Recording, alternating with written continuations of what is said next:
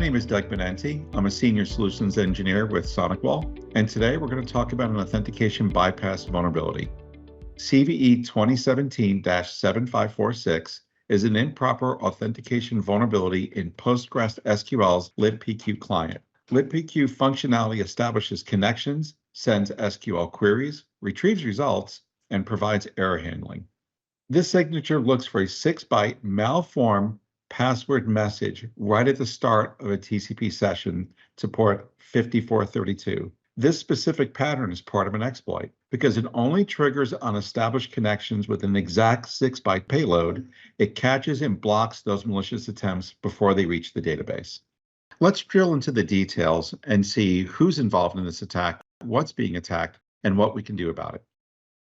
The value of analytics is being able to see who the initiator of the attack is, who's being attacked, and other information such as MAC addresses that can be used for quarantining a threat actor or a bad actor inside of your network. As you can see here, the initiator is 10.101.10.131. That's a standard Windows workstation.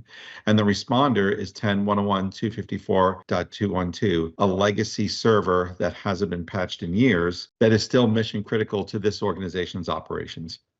Now that we've seen what the attack looks like when we're only detecting this attack chain and not blocking it, let's see what it looks like when the firewall's intrusion detection is configured to block the attack chain against our vulnerable server.